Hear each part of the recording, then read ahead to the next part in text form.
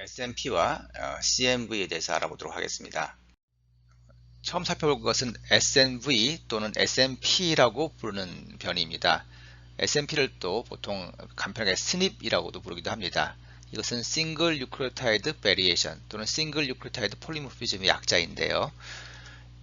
보시는 바와 같이 이 DNA 서열에서 한 베이스 페어가 TA 페어인 사람도 있고 CG 페어인 사람도 있고, 이렇게 한 베이스가 싱글 뉴클리오타이드, 하나의 뉴클리오타이드가 바뀐 것을 SNV 또는 SNP라고 합니다.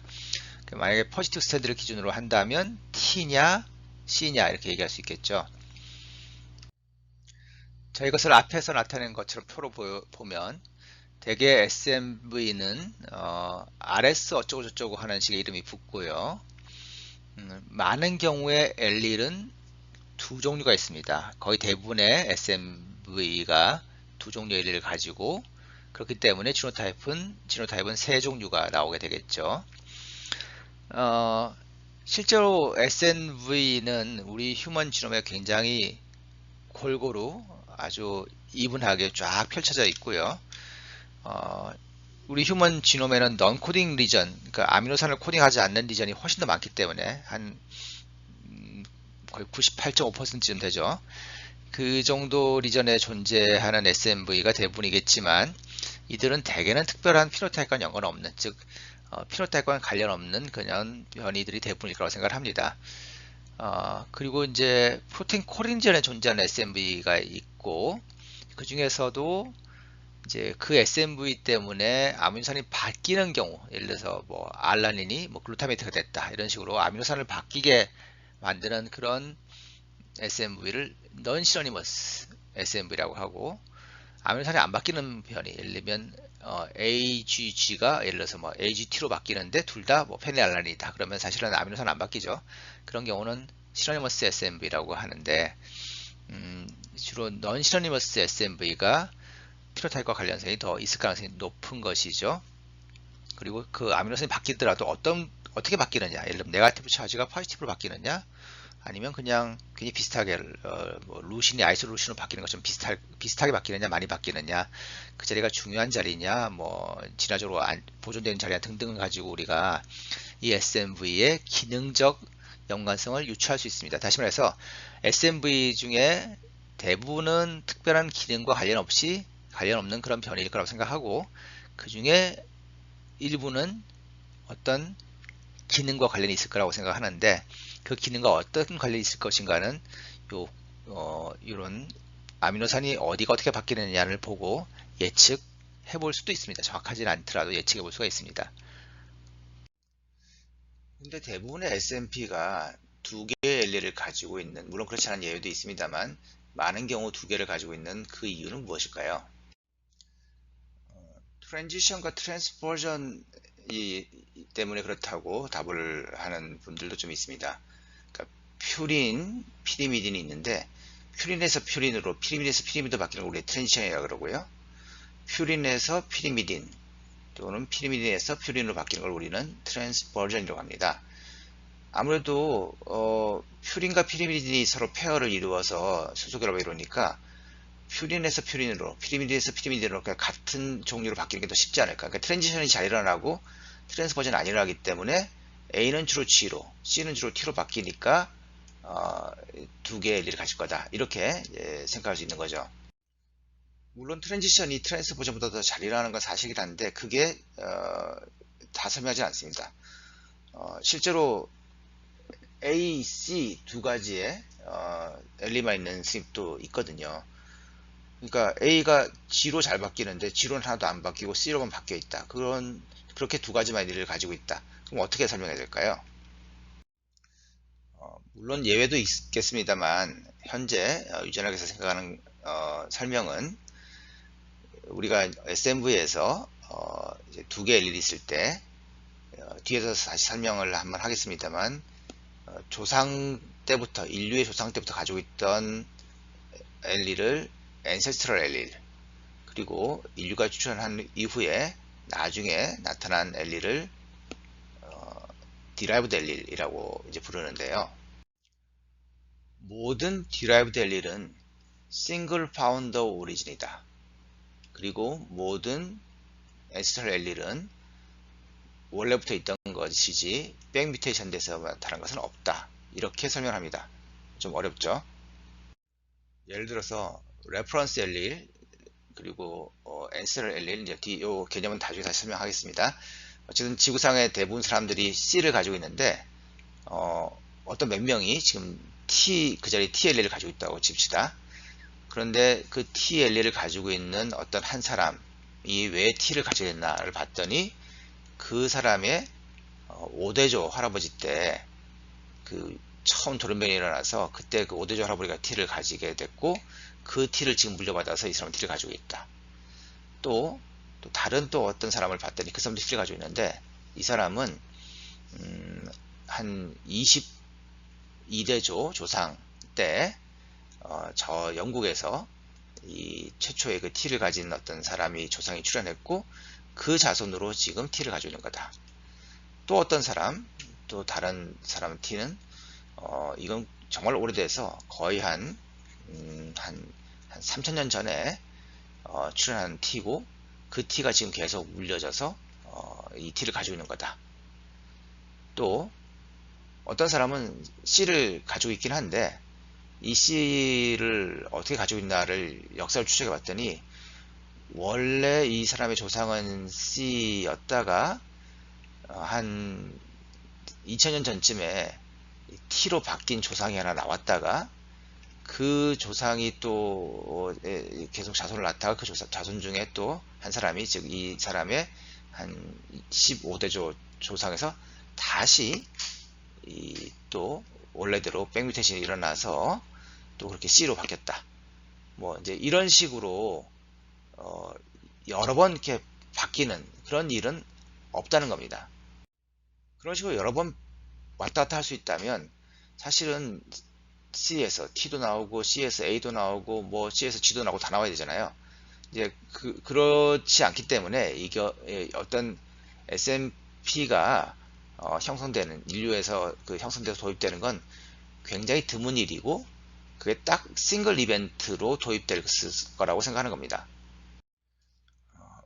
물론 우리는 지금 지구상에 존재하는 모든 스닙을 알 수는 없습니다.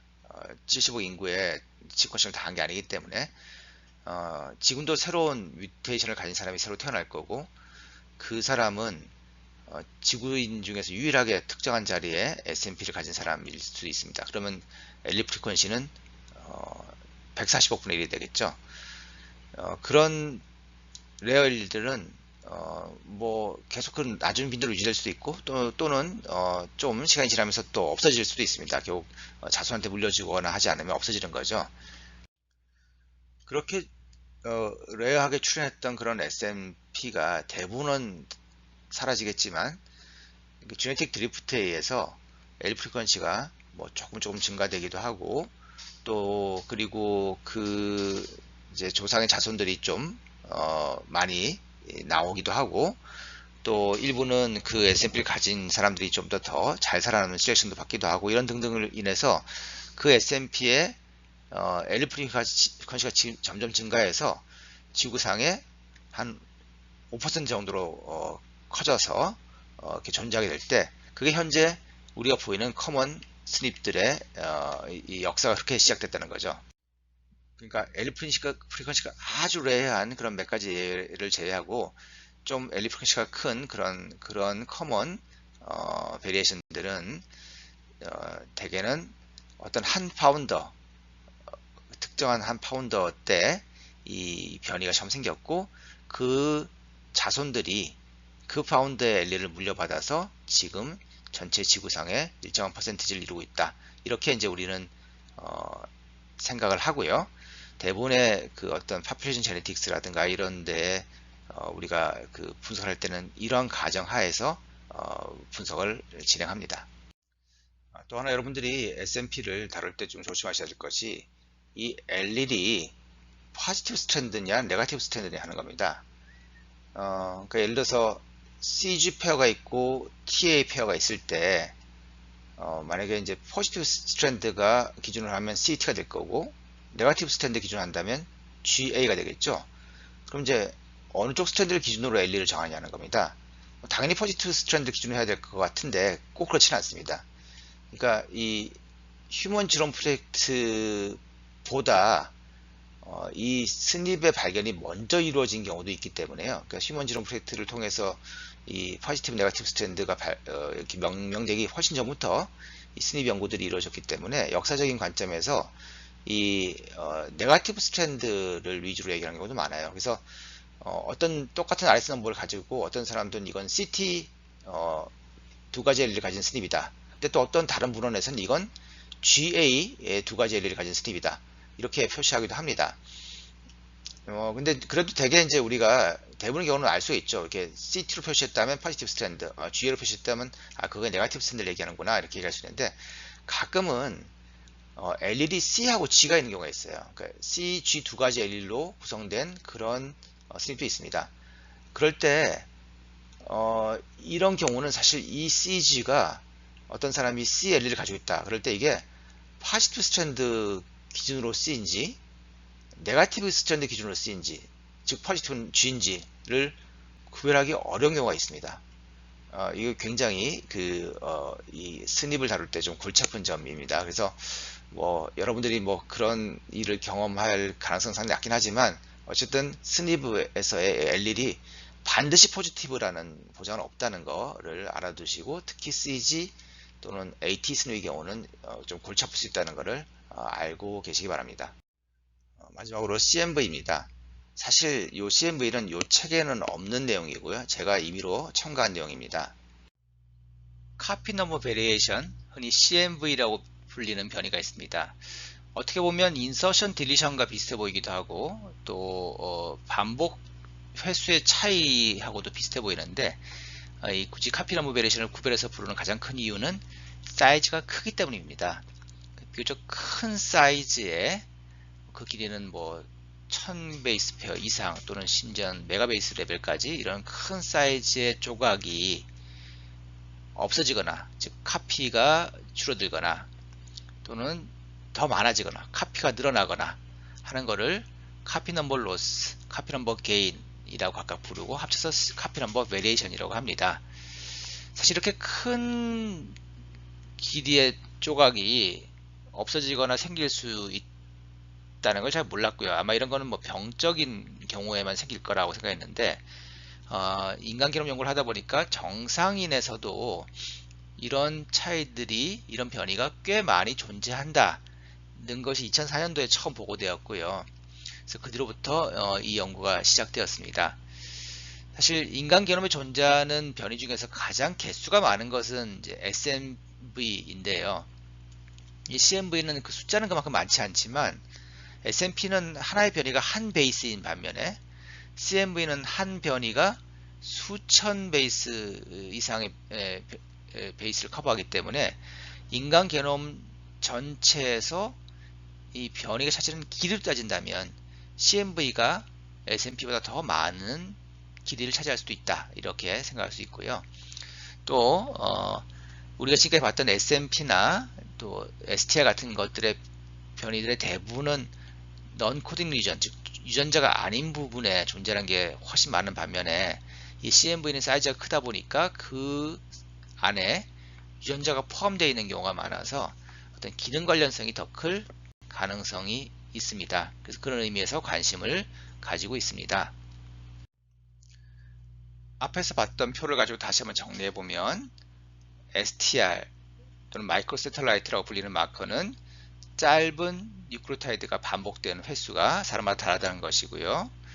80년대 후반부터 널리 사용되기 시작했는데 일단 LE의 숫자가 많아서 사람과 사람을 구별하기 참 좋다는 그런 특성이 있고 이제 PCR이라는 실험 기법이 나오면서 이 STR을 쉽게 판단할 수 있는 그런 방법론이 생기면서 아주 이제 활발하게 연구되기 시작했습니다.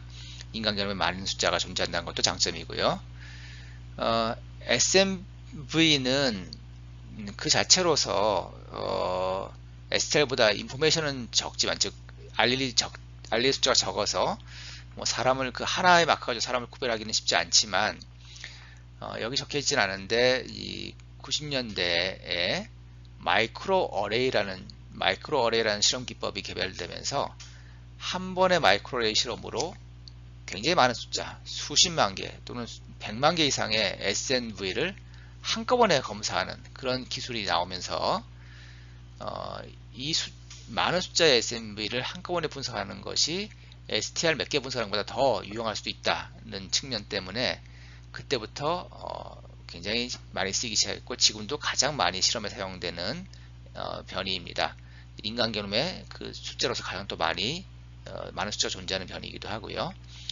CMV는 비교적 최근에 알려져 있고 숫자는 별로 적을지 모르지만 길이가 길다는 이유로 인간 게놈의 많은 부분을 커버하고 있고 유전자 기능과 관련된 가능성도 상당히 있습니다만 앞에서 이 PCR이나 이 마이크로레이 같은 이 CMV를 아주 편리하게 보는 그 실험 기법이 적절치 않아서 아직 연구가 많이 진행되고 있지는 않은 상황입니다. 지금까지 휴먼 지놈 베리에이션 또는 지네틱 마커를 역사적인 관점에서 시간 순서로 살펴봤는데 그렇게 보지 말고 어떤 특성, 어떤 구조적인 측면에서 보면 어떻게 될 것인가 할 때 이런 식으로 분류하는 그런 방법이 있습니다. 앞에서 한번 이야기한 것처럼 결코 좋은 분류는 아닙니다. 그래도 이렇게 분류하기도 하니까요. 먼저 시퀀스 베리에이션입니다. 그러니까 시퀀싱 하다 보면 이렇게 보면 알 수 있다는 거죠. 그러니까 보통 역사적으로 생어 시퀀싱을 했을 때 한 500에서 1000베이스 페어 정도의 시퀀스가 데이터 나왔을 때 이렇게 시퀀스 보면 여기 변이 있네 하고 알 수 있는 그런 변이를 시퀀스 베리에이션이라고 한다고 생각하면 되겠습니다. 그 SMV 뭐 A가 T로 바뀌었다거나 어떤 사람은 시퀀스 보니까 A인데 어떤 사람은 그 자리가 T다. 또는 아주 짧은 사이즈의 베이스가 끼어 들어가 있거나 빠진 경우 예를 들어서 뭐 어떤 사람은 거기가 CCT인데 다른 사람은 CCGT다. G가 하나 더 끼었다. 그러면 이제 한쪽을 기준으로 하면 다른 쪽 사람이 G가 인서션 된 거고 G를 기준으로 하면 반대쪽 사람이 G가 딜리션 된 거죠. 그래서 인서션과 딜리션을 묶어서 인델이라고도 합니다. 왜냐하면 한 사람을 기준으로 하면 인서션, 반대쪽 사람 기준으로 하면 딜리션이 되니까요. 그 중에서 짧은 한두 베이스 페어짜리 그런 숏 인델 같은 경우도 시퀀스 베리에이션에 속합니다. 두 번째는 어떤 반복 되는 서열이 있을 때 이 반복 서열의 반복 횟수가 사람마다 다르다는 겁니다. 사실 이 말 자체가 variable number, repeat 이게 사실 이 말이죠. 그렇죠? VNTR이랑 이 말이랑 이제 같은 뜻인데 역사적으로 이런 것 중에 좀 단위가 큰 거를 VNTR, 미니 세틀라이트, 작은 거를 STR이라고 부릅니다. 요 둘 사이의 경계는 그렇게 명확하지 않다고 얘기했습니다. 또 사실 이 STR을 어떤 사람은 CA 세 번 있고 어떤 사람은 CA 두 번 있다고 했을 때 그거를 숏 인테리어라고 할 수도 있는 거 아니냐 얘기할 수도 있죠. 그래서 사실 얘와 얘를 또 구별하기에 애매한 경우도 있습니다. 이런 반복 서열의 횟수는 역사적으로 되게 시퀀싱, 생어 시퀀싱보다는 서던 블랏이나 또는 PCR을 통해서 구별했기 때문에 어떤 구별하는 실험 방법의 관점에서 분리해서 설명하기도 합니다. 마지막으로 스트럭처럴 베리에이션이 있습니다. 이 스트럭처럴 베리에이션은 비교적 큰 사이즈의 덩어리의 어떤 움직임, 변화를 얘기합니다. 자, 여기서 또 크다는 거의 기준이 애매한데요. 정확하게 얼마 이상의 크기를 스트럭처럴 베리에이션이 하느냐 하는 기준은 명확치 않습니다. 되게 역사적으로는 생어 시퀀싱을 했을 때 잘 안 보이는 사이즈이기 때문에 생어 시퀀싱이 되게 한 500에서 1000베이스 정도 이렇게 읽을 수 있으니까 그보다 큰 사이즈의 변화. 그러니까 예를 들어서 뭐 1500짜리가 이렇게 두 개 있거나 세 개 있어버리면 사실 500베이스에서 1000베이스 시퀀싱을 알아내기 힘들지 않습니까? 그런 식으로 생으로 알아내기 힘든 정도의 큰 변화를 관례적으로 스트럭처럴 베리에이션으로 불러왔습니다. 꽤 큰 사이즈의 프래그먼트가 더 있거나 이렇게 숫자가 반복해서 줄어들어 있는 경우를 카피 넘버 베리에이션이라고 하고 또 어떤 카피 넘버는 일정하지만 큰 프래그먼트가 이렇게 뒤집어져 있거나 뭐 딴 데 가서 붙어 있거나 뭐 이런 것도 역시 스트럭처럴 베리에이션에 속합니다. 하지만 역시 이것도 경계가 불명하다 보니까 이 카피 넘버 베리에이션 중에 좀 사이즈가 작은 것도 CMV로 분류하다 보면 이거를 CMV라고 해야 될지 VNT라고 해야 될지 또는 인델이라고 해야 될지 이렇게 애매해지는 그런 경우도 있습니다.